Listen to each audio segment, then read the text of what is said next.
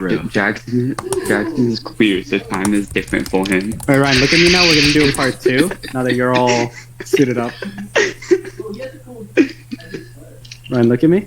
Okay, he's ready. Ryan, look at me. Alright, wait, are you recording? Pre-flowed? Jackson, start recording. Okay, Alright, he's cool. recording. Alright, go, Sid. We got this. Wait, did he just leave? What a fucking idiot. Oh, I can't swear shit. Bro. Yo, I actually might swear in a Oh, round. sorry, I didn't mean to leave. Okay, Did I yo, actually- don't swear in this round. Yo, I will. Don't I'll mute swear myself around. through your AC. Okay, I'm not pre-flowed at all. I don't really know this case because I didn't write it, but Yeah, just remember, if you go super fast, like, your mic will probably start cutting out. yeah. What do you not Wait, get about being PG, bro? okay, yo, cool. Jackson, you ready? Yeah, Jackson, I'm timing myself. Ian, are I'm you also timing timing yourself? Yeah. Okay, cool. Jackson, are you ready for the 1AC? Okay. Cool. Beginning in 3, 2, 1. Okay, I affirm resolve United States, all states. Wait, hold up, stop. I'm sorry, I just forgot. I'm in a different doc. My bad. Okay.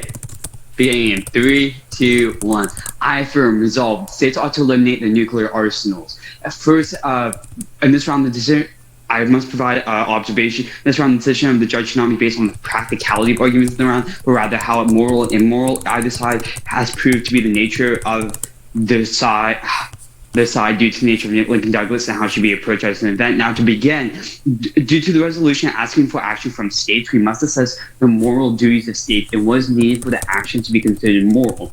First, according to Kant's teaching about ethics, states are not lawmakers per se, but states are lawgivers. That ought to ensure basic elements of humanity such as autonomy and dignity. The Stanford Encyclopedia of Philosophy furthers, quote, a rational will that's merely bounded by universal laws could act accordingly from natural and non-moral motives such as self-interest. But in order to be a legislator of universal laws such as contingent motives that rational agents such as ourselves may or may not have must be set aside. And quote, therefore for a state or legislator to be moral, they have to preserve the autonomy of the people in order to fulfill their obligation to uphold the universal laws of morality.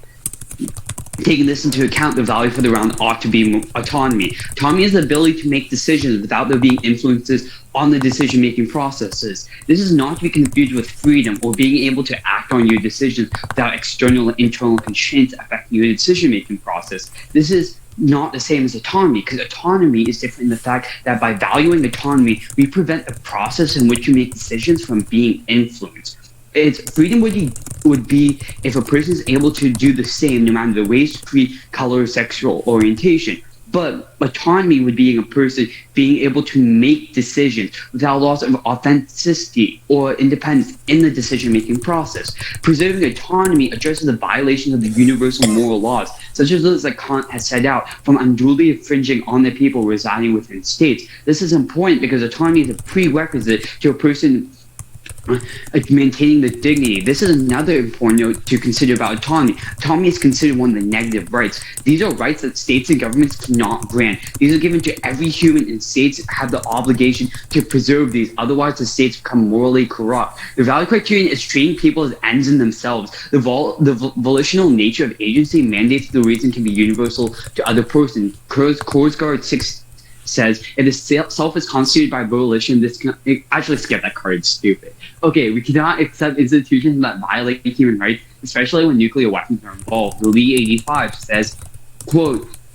deterrence is not an individual action, but a large-scale ongoing public policy. It's a social institution. How can moral evaluation of an action be applied in a social institution? Any institution is liable to involve some violations of rules, but systematic violations, this encouragement injustice is essential to the institution's functioning. In this case, moral objection is so much stronger than the amount of social benefit would override. A slave economy would not be justified even by great economic productivity. This would be called the principle of the moral of social institutions. Punishment may be involve isolated injustices, as when occasional mistakes occur, but a system which systematically violates justice would not be justified despite its deterrent effects. And states use value power to create a situation in which lives of citizens are dependent on the state. Shearman 14, an interest in how bodies are treated, places limits or others can can or cannot do to abolish state ownership is not desirable. Individuals may not be sacrificed to use for the achieving of other ends without their consent. And quote, however, we often allow the states to commit atrocities both domestically and abroad, especially when it comes to nuclear weapons in an effort to gain biopolitical control. Foucault defines biopower as, quote, numerous and diverse techniques for achieving the subjugation of bodies and control of populations. Okay, on to my first contention, biopolitical control internationally. Nuclear weapons give countries the power to control other smaller countries. The United States is an example. Kelly 10 says, in Afghanistan, the bombing destroyed the closest thing to a real government the country had. For Western intervention in both Afghanistan and Iraq, the optimal result would be helpful, functional states. However, a failed state is better than a functional enemy state. The rhetoric which justified by the invasion includes mentions of liberty and prosperity for the natives, but never long life expectancies, clean drinking water, or maintenance of existing conditions. Biopolitical warfare involves not only protecting, but also risking one's population. The drive to secure American hegemony does not have to be rational to be biopolitical. Hegemony causes countries to use other countries as a strategic resource. Hushman 5 says, the U.S. is still not blameless or faultless. The rising consolidation of the Taliban was the result of political irresponsibility of the U.S. The U.S. has reaped what it sowed. Iranian anti-Americanism was a reaction to America's gross interference into Iran's international affairs. Beneath the U.S.'s rhetoric of freedom and democracy, human rights, its natural self-interest in securing cheap supplies of natural resources, opening up foreign markets for its goods and services, and using some countries or groups as a pawn to destabilize, control, influence, or confront other countries and groups. What's bad about U.S. global hedge is it cannot thrive and prosper without having to create enemies all the time. Also, because it can befriend you at one moment and vilify the next as an enemy of civilization where your strategic value has expired. Contention 1 and Contention 2, biopolitical control within the U.S. Its nuclear weapon facilities are used to enforce immoral biopolitics on the people within the U.S. Taylor 18, due to budgetary restrictions such as jurisdictional disagreements, decommissioning as many sites have halted indefinitely. Actually, I'm just going to paraphrase this card. Basically, what happens is the U.S. immorally has constrictions on people because of the nuclear weapons programs and how these arsenals are used. And because of this is a clear example of biopolitics where we are viewing things from the U.S. Achieving deterrence and such, but aren't viewing lives as they actually matter. And therefore, I affirm. Cool. Right. Ready for cross. Yeah, is my volume good? Yeah. All right. Start on your framework. Like, do you have to be alive to have autonomy? Like, if you're saying life is a prerequisite, I would argue that, sure, you can say life is a prerequisite, but if a person lives without being autonomous, that doesn't matter either because they are no longer themselves and they become a tool of whatever state or otherwise is controlling them. So morality tells us like how we should act, right? Sure. Okay, so like, should we act to maximize like autonomy, or should we act and minimize harm to your value, or should we act in accordance with your value? I'm saying that autonomy is something states must value because what states must have to do is they can't take away these rights. It's not like their goal. It's not like these states are able to give these. If you notice that, this is basically why I said at the end of my value, that states have to work to preserve these, and autonomy being like what I just said, being what constitutes a sense of self or being and having it because they have that free will and such. That's fine. Let's go to your first contention. Where's the link between like nuclear weapons enabling U.S. hedge? It's basically just like the U.S. nuclear umbrella and stuff. Wait, do you read evidence that talks about that? I mean, the U.S. has the biggest military in the world. Without nukes, isn't it still going to have hedge? Well, there are some examples of that, but nukes are used further for that. Okay, so you don't have uniqueness on your first contention. Okay, let's go to your second contention. Like, you paraphrase this evidence and like it wasn't really specific. Do I have to respond to this? Like, can we just drop it in the round? It's very specific to nuclear stuff. I can send you the card if you want. It specifically talks about nuclear facilities.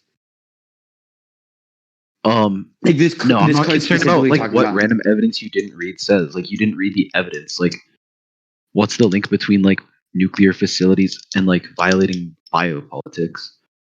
Oh, so biopolitics is just it's basically just no. Like, what's the link? Life for its value. How do because so the U.S. okay, so the reason we have nukes is for this deterrent effect. So the U.S. is making nukes and building up these facilities for this deterrent effect. But the way they get to that effect, we're not talking about the actual like final impacts here. We're talking about how we achieve that. We're talking about treating people as the ends in themselves. And when they go about this impact, they don't treat the human lives left in the wake of the destruction of these facilities. So, can we treat people as ends to a means, which is treating less people as ends to a means? You cannot treat people as ends purely. Okay, sure, but if we treat them as an ends to like, wait. If we treat them, wait. We can't treat people as ends. Sorry, we can't treat people purely as means to an end. Right. So if we treat people as a means to secure more people as in whatever. I'm running prep. But I'll let you clarify the question if you want. I'm just mainly confused by the question. That's all. Sure. Can we violate whatever your value is if it maximizes the value in general? Then you'd be I don't believe there's any merit to that question because you just want to do whatever you can to maximize the value. Okay, so we should just act to maximize the value. Like we want states to preserve autonomy. Yeah, that's cool. One other question: is there a chance that your framework is wrong? Are you running prep on this question?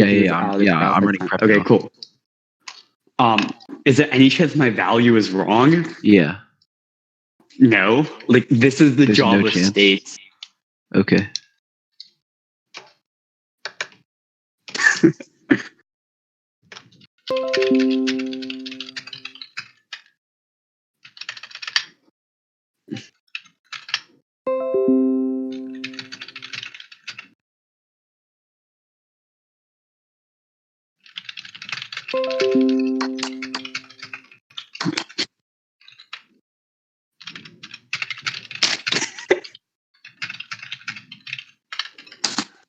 How many sheets of paper will I need for this one NC?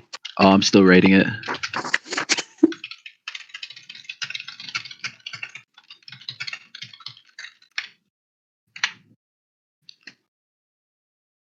Yo, this case is low-key low-key really bad. Sid, you just start saying that because you know you're gonna get demolished.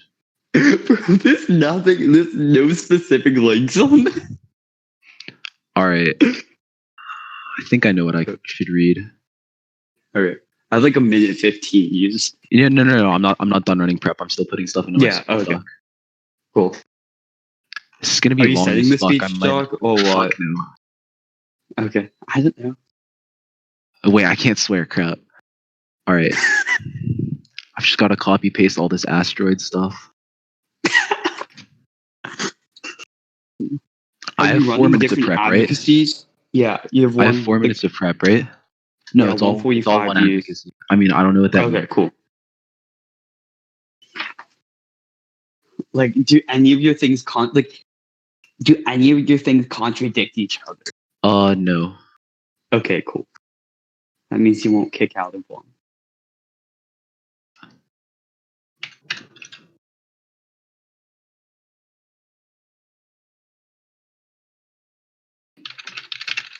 Yo, what? I'm so screwed with the case, basically. 115 used. Yeah. Yeah, the middle schooler and Anthony left. Good.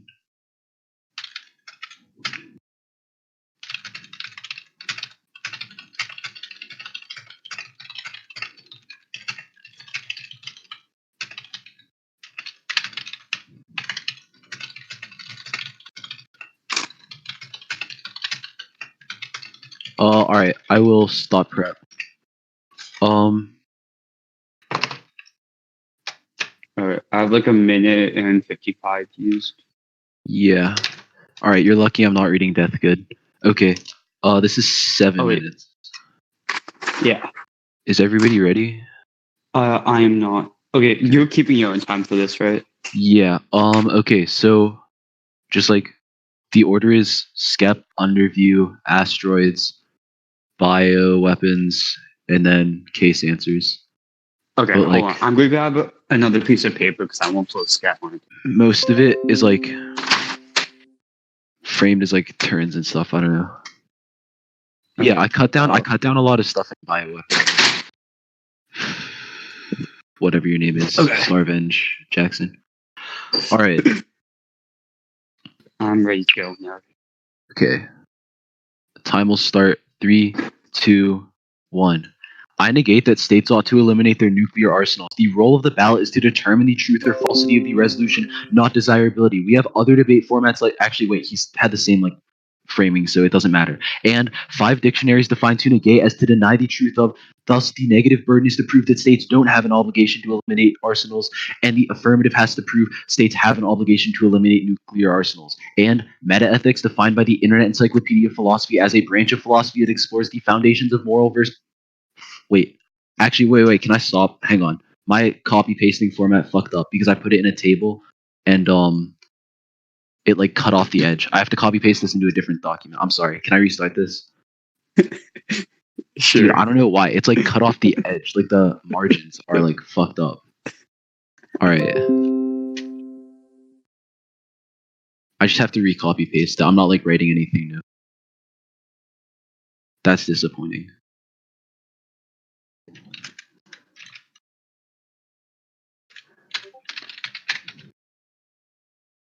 Bro, this is sad. But hey, it's good that I didn't find this out in a round, right? Like...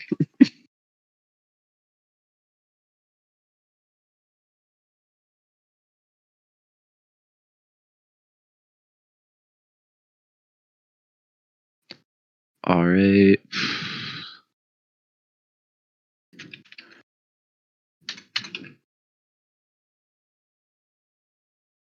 I just have to get bioweapons and then...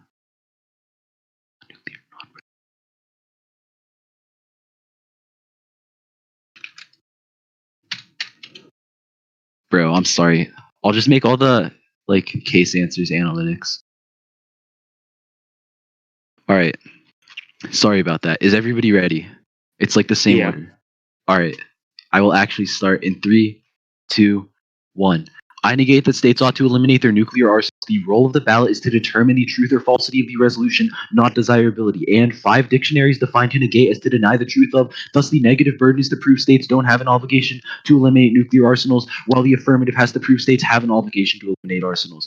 Metaethics, defined by the Internet Encyclopedia of Philosophy as a branch of philosophy that explores foundations, moral values, properties, and words, functions as a prior question to the value criterion debate. Instead of proposing a traditional value and value criterion, I've chosen to disprove the resolution using metaethical argumentation. While this is untraditional, it isn't against the rules of Lincoln Douglas and still fulfills my burden. My metaethical position for the round is moral skepticism, defined by the Stanford Encyclopedia of Philosophy as views that deny or doubt moral justified moral belief, moral truth, and or moral facts and properties. In other words, my position is that moral truth isn't real. Moreover, if moral skepticism is true, it is game over for the affirmative, because if moral truth is unknowable, the resolution which asks us to evaluate the truth of whether states have a moral obligation to eliminate their nuclear arsenals cannot be true and thus has been denied. Remember, all the negative has to do is demonstrate states don't have an obligation to eliminate nuclear arsenals. Philosopher A.J. Ayer argues for moral skepticism in 1996 by laying out 3 premises that lead him to conclude all ethical knowledge is false.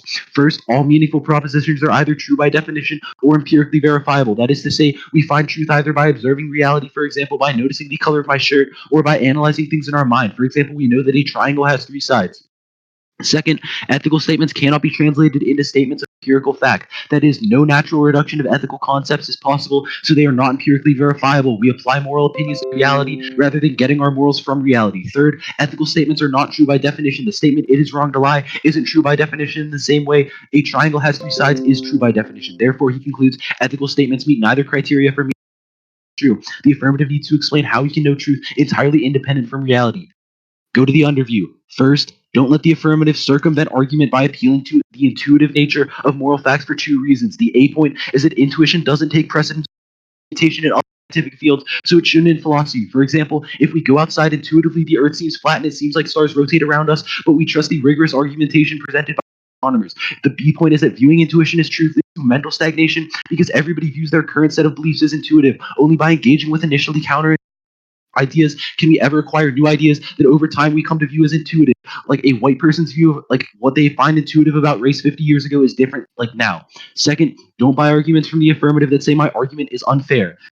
The A point is that this argument is fair. There are definitely good arguments can make against it in ample room for debate. A survey of over 3,000 philosophers found that while almost 30% supported a moral skeptic position, over 50% supported a moral realist position, which obviously shows there are many reasons to believe in either side. You just need to research them. B, the argument is educational. Lincoln Douglas debate is designed so kids can learn about philosophy. If we just restricted ourselves to arguing these same 4 or 5 frameworks without ever questioning and debating the fundamental assumptions of those frameworks, we would be excluding ourselves from education on the majority of philosophical knowledge. The C point is that skepticism specifically spurs the most educational debate. That's Siglo 13. Moral skepticism is so counterintuitive that it forces people to think in terms of arguments and not just feelings, helping us to become better philosophers and thinkers. It forces critical thinking because of how it doesn't fit with our pre-established web of beliefs, and forces other debaters to articulate their intuitive objections and rational argumentation. Second, realize that he makes 2 arguments on, or go to his case, start with his framework, realize that the arguments I'm about to make function under his framework. If you want to evaluate the ground from the point of view of his framework, you are going to always value saving lives over his framework, because you can't have autonomy if you're dead. He's going to say that when your autonomy is violated, it means you have no sense of self and no purpose to life. But according to him, literally every person in the world's autonomy is violated, and obviously I have a sense of self, so his argument is obviously untrue. Major meteor misfortune could happen at any time and would destroy life on Earth. Just ask the dinosaurs. That's Brownfield 4. On impact, this would release the kinetic energy equivalent to Hiroshima bomb for every man on the planet. There's simply no rational argument. There is simply no empirical rational argument that the next impact could not happen tomorrow. The distribution of these events is completely aperiodic and random, both on occasion and magnitude. The average relative frequency analysis described above, or any derived random chance statistical probabilistic assessment in itself, would be strategically meaningless and irrelevant as a risk assessment. And we've already had multiple close calls. Asteroids hitting us would be thousands of times worse than nuclear war. Kunich 97, an asteroid about 800 meters in diameter, by 6 hours difference in position. If this struck the Earth, the impact would have released 2,000 hydrogen on December 8th. Actually, you know what? Skip asteroids. It's dumb. Go to his case. I'm cutting in and out. Fuck, that's bad. Yeah. Okay, I'm skipping asteroids. Don't bother it. Start with a really big, non-unique, and turn on his case. Realize that even if the United States doesn't have nuclear weapons, they're going to shift to other types of weapons of mass destruction, specifically bioweapons, and those are going to be more destructive. Nuclear weapons mean states won't pursue bioweapons because nukes are perceived as more effective. That's Horowitz and Narang 14. Nuclear weapon possession has a negative effect on biological weapon pursuits. Simply possessing a nuke appears to decrease the risk that a state will pursue biological weapons to 0. And focus on nuclear non-proliferation encourages a shift to bioweapons. Jacobs 12. From the perspective of many states, biological weapons seem to enjoy all the benefits of nuclear weapons and none of their drawbacks. Countries that pursue bioweapons are less likely to get caught despite the norm against bioweapons. The Bioweapons Convention has no teeth comparable to those present within the NPT, and bioweapons will be feasible with the resources of nuclear programs after elimination. That's Zelenskis 2000. In the future, the potential of bioweapons could be realized. The effects of a biological bomb, missile, or aerosolized cloud could be as readily predetermined as that of a bomb or missile carrying a conventional or nuclear warhead. Today's bioscientists, working in unison and wielding the techniques of molecular biology developed since the early 1970s, could develop effective bioweapons within a short time. The impact is extinction from release of bioweapons. Bioweapons outweigh nuke war and cause extinction. That's Steinbruner 97. Although pathogens are often lumped in with nukes and chemicals as weapons of mass destruction, there is a fundamental difference. Pathogens are alive, weapons are not. Nukes do not reproduce and do not adapt. Pathogens do both of these things. That has immense implications. Before a nuke is detonated, it is possible to estimate the damage and the fallout. Such predictability is essential for tactical planning. The use of a pathogen cannot be controlled. Go to his case. Start with his first contention. There's no link between how nuclear weapons uniquely enable U.S. hegemony. The 2 wars he gives examples for in Afghanistan and Iraq, the U.S. didn't use nuclear weapons for. Go to a second contention. He literally doesn't read a second contention. He just paraphrases random evidence in specific. Don't evaluate in the round. For those reasons, we negate. That was a learning experience. Does anybody need stuff for their flow? If I cut out. All right, Sid, are you ready for cross-ex? Just to be clear, I didn't read asteroids. I read skep, bioweapons, and then Shitty case answers. Sid, you're muted if you're saying anything. I forgot about that. Yeah, I do that all the time. All right, cross. Okay, getting in 3, 2. Okay, cool. Starting with your whole skep arc. Okay, so is that if the app in trad debate, because this is trad debate, are there multiple advocacies that app can run as? The AF? I don't even know what's an advocacy? Like what do you mean so traditional LD debate? Are there different arguments? Like of course there's different reasons, but are there different worlds that the AF world can be? Or can the AF world only be one world where nukes are eliminated? I mean in Lincoln Douglas skip this line of questioning, it's stupid. Great. Okay, so let's talk about morals. Okay. Just as a broad concept. So you're basically saying that for every person, moral truths are different. So morals as a whole, like a universal moral truth doesn't exist, right?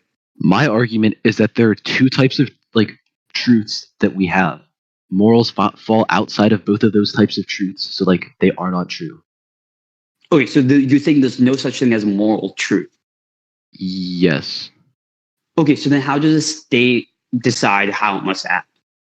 Probably based off desirability and contingent subjective. So how do they determine desirability? How do they determine preferences?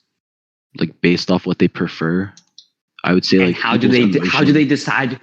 Okay, so how do they decide? I mean, I preempt this argument. I get that people intuitively feel moral realism, but that's not a reason to believe it.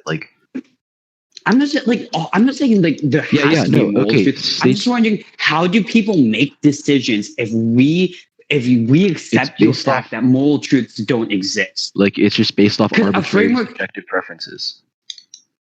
Okay, so that's when people approach moral truths, right? Sure, states are made up of people. States make moral truths. But states have to act differently. If you look at any political or moral philosophy, moral truths aren't real. You don't hear philosophers saying that people should if people take away the rights of others, they become illegitimate. So why should we consider states the same as people in the sense that states have no universal moral truth? Even if I buy this, you still have to prove moral truths can be true before you demonstrate states have a moral obligation to do anything. I'm not saying there's no difference between how people should act and how states should act. I'm saying moral truths aren't true. I don't. Okay, so you're saying that there's no good in the world. Sure. I'm saying there's no moral truths. It's pretty simple. That doesn't mean there aren't contingent social truths and preferences people have and things that people would find more desirable than other things. But there's no moral truth. In the resolution, both of our frameworks say ignore desirability, talk only about the moral truth of the thing. I think that's time. Yeah. Okay, I can't open that card file, which is just great. Okay, I'll run prep.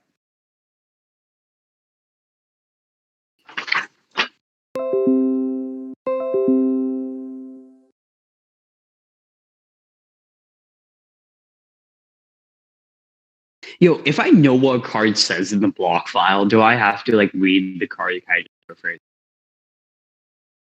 I mean, read what the card says, because I don't know what it says, and I don't trust you to paraphrase it well. Jackson says yes. I know what it says.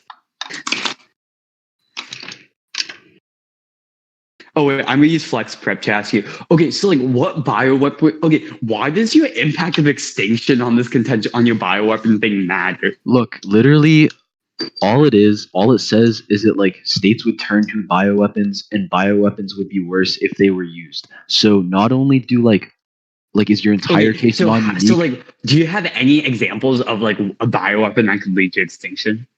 The evidence says that bioweapons would accelerate when resources are devoted to them because of a shift away from nuclear weapons. Obviously, we aren't developing nuclear or bioweapons now because we have nuclear weapons. That's literally the argument. Okay.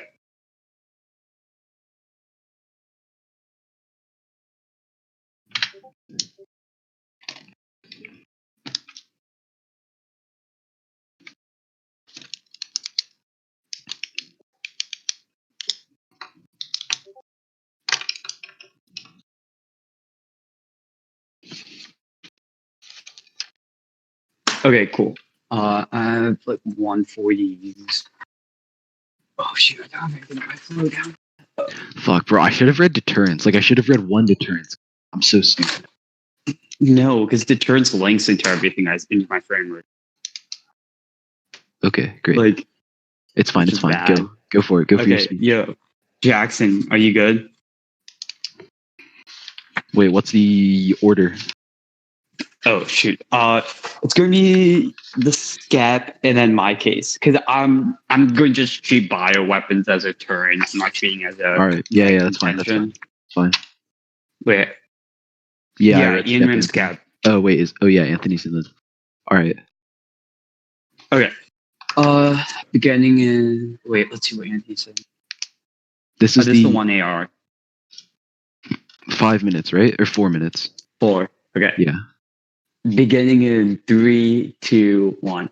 Okay, so basically skep is this whole idea about how moral truth like doesn't exist. But the fact is, states like if you look at what all these philosophers are saying, and he says that ethics have to be proven by empirics, but that's a complete opposite of what ethics are. Ethics aren't these statements that have to be proven by empirics.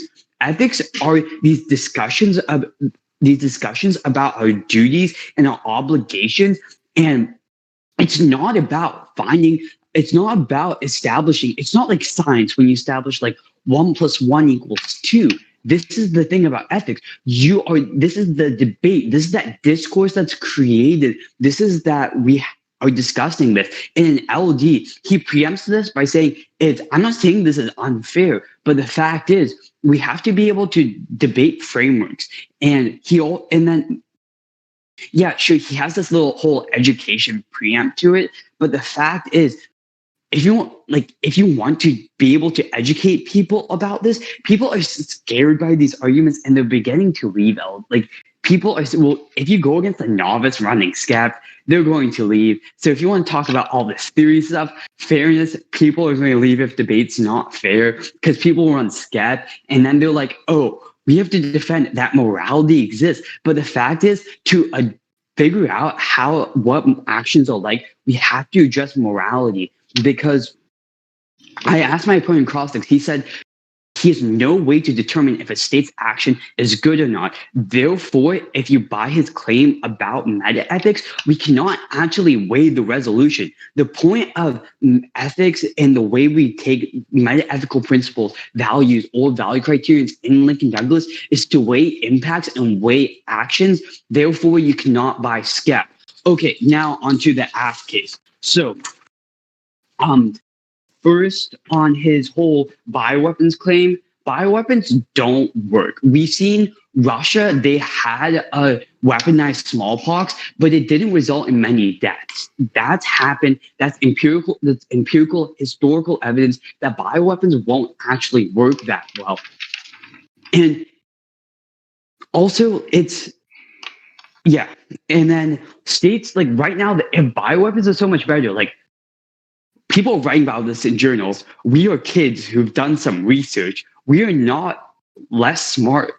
We're not smarter than the people who are doing military strategy for these states. If bioweapons are worse and could actually be used, they would be using them. Okay, onto my first contention about hegemony. He was like, oh, there's no specific links to this. But the nuclear umbrella exists. The nuclear umbrella causes this hegemony and causes the spread. The U.S., like, for example, the Indo-Pak conflict, the reason India hasn't invaded Pakistan is Pakistan doesn't have an insane nuclear arsenal, but because it has the U.S.'s nuclear umbrella, that has that deterring effect. But this deterrence is bad because it doesn't treat people as ends in themselves. The way it's treating people is bad because it's infringing on autonomy and it's infringing on these people's way to act. Then, and my second contention about how it works domestically, he says like, oh, this card isn't specific and how it relates to like biopolitics, but it's very specific. Biopolitics is how we is when we stop forgetting about human life and we treat them as numbers. So when we build up these military plants for deterrence and such and proliferation, and we cause harms to these people, as that card had said, we are enforcing immoral biopolitics, and therefore I affirm. Bro, oh wait, it was 4 minutes. All right, I'm gonna run prep real quick. Okay, how did our nuclear umbrella help us go to war with Afghanistan? Oh, that was just an example of hegemony. Okay, did our nuclear umbrella help us go to war with Afghanistan?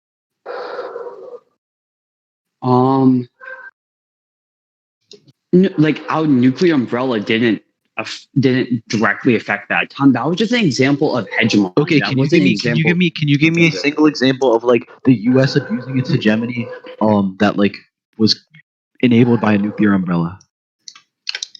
Like, it's that nuclear umbrellas are hegemonic inherently. Okay, I mean, that's great.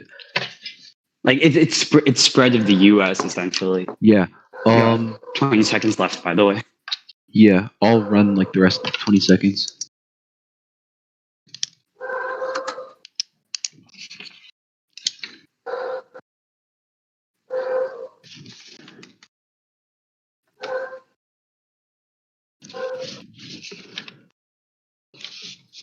All right. How am I gonna make this 6 minutes long? Okay. Well, I guess I have to do voters. All right, wait. Order is going to be. Order will be the affirmative case and like, dude, Sid, your dog is in the background. You have to mute. Yeah. Give me a sec. I gotta get now. Order will be like.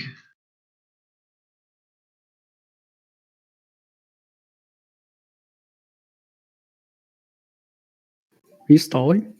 No, I'm waiting for Sid to come back. No, I'm still here. Like, I have headphones in. Okay. Yeah, so I'll do affirmative case. I'm grouping bioweapons as a turn to like the affirmative case. Like Sid did, and then skep. No, I'm gonna do aft and neg. Okay, I'm ready. I don't want to. Bro, actually, alright, fine, fuck. I'll do neg, then aft, even though I'm trying to vote off aft, so I want to leave the judge with, or I'm trying to get the judge to vote for the neg, so I want to leave the judge with the neg. But, like, whatever, I'll do neg first. Alright. Okay. Is everybody ready? I guess you're all muted, so you can't answer. Time will start in 3, 2, 1. He makes a wait, my time. All right. He makes a bunch of really like disorganized, confusing arguments against skepticism. So I will make this really, really simple. In case, and what he doesn't contest is that I gave you 2 criterion for truth. Things that like we synthesize with reality, truths that we like can empirically verify, and truths and things that are like by definition true that we like verify with our mind. So insofar as he doesn't provide a third like criterion for like things that can be true, and he doesn't explain how ethical statements meet either definition of truth, you have to like vote in this round like understand that like moral statements cannot be true at that point. Insofar as he doesn't contest the fact that moral statements being true is game over for the affirmative, it's an instant voter issue there. He says that like ethical statements are discussions about duty and they aren't supposed to be empirically verifiable. I agree. That's my entire argument. My entire argument is that empirical is that ethical statements aren't empirically verifiable, and like they also aren't analytically true. They aren't true by definition, and so as a result, they cannot be true. He never did the groundwork to establish how moral things can be true. Second, he makes like one sort of theory argument about how this is unfair. He says like if I read this against novices, it would scare them. Sid's not a novice, even though the argumentation he did in this AR like would suggest otherwise. Second, he says that like we can't weigh the resolution if skepticism is true. I provided like obvious examples of how skepticism is meant to foster debate. I literally read you a poll that says while 30% of philosophers believe in moral skepticism, 50% don't. So obviously there are like moral frameworks that answer skepticism, and there's like a debate to be had on both sides, so we can debate like the resolution. We are just considering like if we evaluate the round from the point of view of like meta-ethical questions, we are answering the resolution in its entirety rather than just a specific like a couple ethical frameworks. So we are like learning more about philosophy. like look to the Sigilo card I read. I literally like skepticism challenges our preconceived notions and forces debaters to make actual arguments to justify their preconceived beliefs. Like insofar as Sid doesn't actually like do the argumentation the Sigilo evidence wants him to do, he's going to be losing this argument, meaning this should be the easiest negative ballot you have ever signed. Like, yeah, this breaks down really easily. He never explained how moral statements can be true. I explained how moral statements can't be true.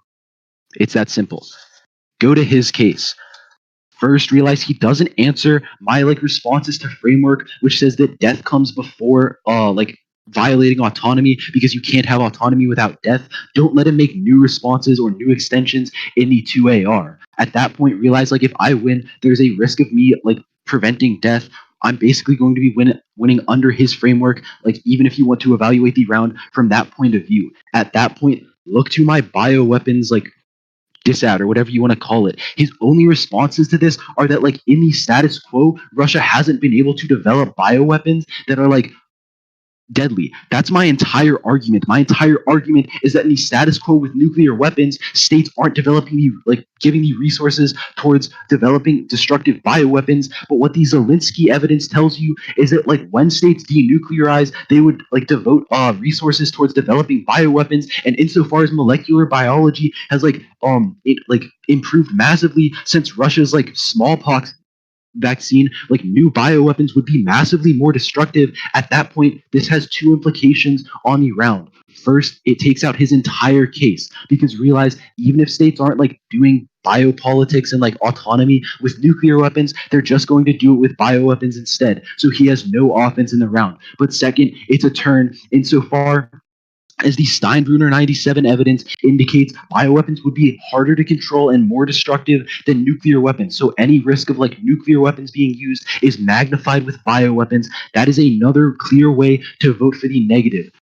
Go to or like his second argument is just that like we're like high school debaters and we're not smarter than journalists, but like I literally gave you examples of qualified professionals who agree with my side, and also like if we're not like high schoolers, like I don't know, literally discount every analytic like made, like I don't know, this argument doesn't really make a lot of sense insofar as Sid is literally arguing for a side in this debate. Go to his case. His like first, don't evaluate his second contention. Any like arguments about how like his evidence says this doesn't matter because he didn't read the evidence. I can't respond to arguments that Sid didn't make. All Sid did was allude to the fact that there might be some argument about like biocontrol in the United States. He didn't make the argument. I have no way to respond to it. At that point, he can only get offense on his first contention. But insofar as he never provides a single example of like U.S. hegemony that was uniquely enabled from like a nuclear umbrella, he gets no offense off this. Realize again that like even if the U.S. didn't have nukes, they still would have the biggest military in the world. They would still outpace like the next 10 countries combined in military spending, and so they would still be like doing hegemony in Afghanistan and like Iraq and Iran and all these countries he talks about. At that point, like the round breaks down really simply. There's a big non-unique on Sid's entire case. There's a non-unique on the only contention from Sid's case that gets any like offense. There's a turn on Sid's case which you can vote for. And there's also skep, which he hasn't done enough like adequate work on, so you should default voting there. Realize that like even if you don't really buy the turn, but you buy the two non-uniques, I just have to demonstrate states don't have an obligation. I don't have to prove that states have an obligation to not denuclearize. So you're still going to be voting for me, like as long as I make sure Sid has no offense. For those reasons, we negate it. Okay, I'll run correct. Okay, so you said that the reason we buy skep is because I never established why, like upholding autonomy, why there's a moral truth, and we have to establish truth in rounds, right? My argument was really simple. You didn't like prove how you didn't like make any arguments. Are you basically saying that? Are you basically saying I'm not like upholding truth testing?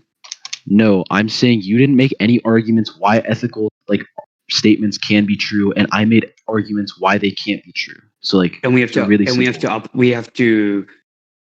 buy this argument. We have to favor that because we have to uphold what's true and what's not, right? Yeah, both of our like roles of the ballot like said desirability doesn't matter. Wait, did you read your role of the ballot in your 1C? Because you read it your first time, but I don't think you read your second time. I read it the second time. But you just conceded mine, right? No, I read my role of the ballot. I didn't read like a bunch of reasoning for why it was my role of the ballot because the reasoning was the same. It was just that like desirability is not good for Lincoln Douglas. Okay.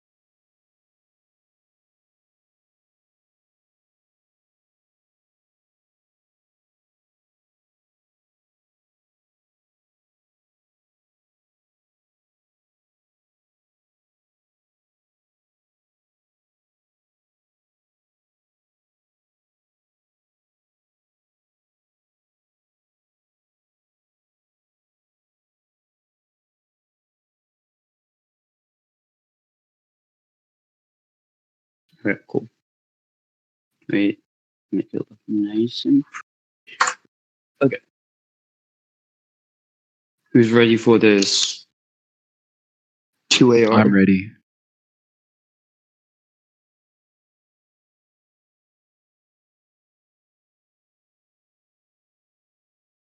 Oh yeah, orders. It's going to be skep. And then going barely touch on the AF case. Like I'm going to do skep because it's like a framing thing, and then doing AF case a bit, but mainly just doing it around. Okay, beginning in 3, 2, 1.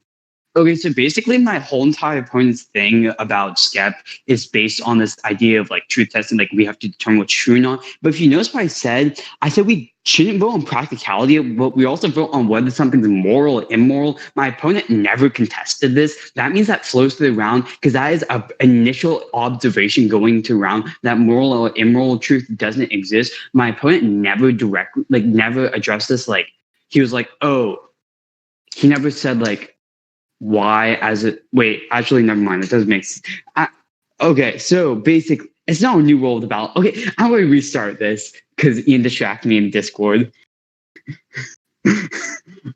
Okay, basically you vote, you can't buy skep because moral truth has to exist for states to determine what they're doing or not. For us to determine how to weigh things in the round, we have to determine truth. You have to determine whether affirming or negating the resolution is good or not.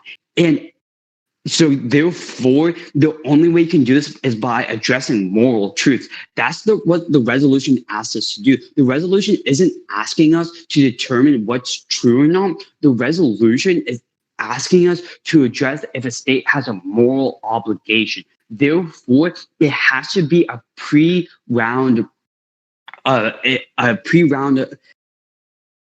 implication that moral truth exists if we are to observe it. Therefore, you don't buy skep. Okay, onto the AF flow.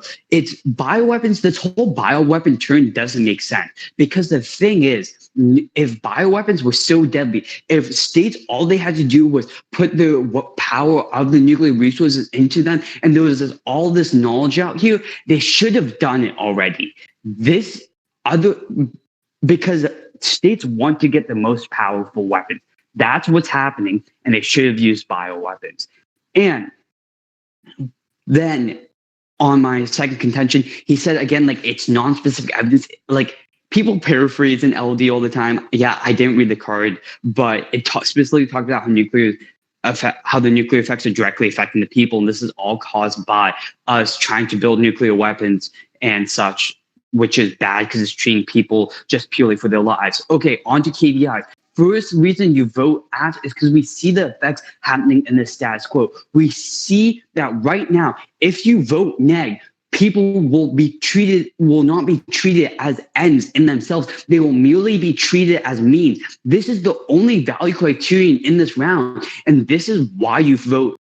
This is why you vote AF. And that takes me on to my second vote, because the only possible argument against this is bioweapons. Bioweapons should have happened already. That's the only offense the neg has in this round, and it doesn't work because it should have happened, and therefore I affirm. Rough, dude. That was rough. That was so bad.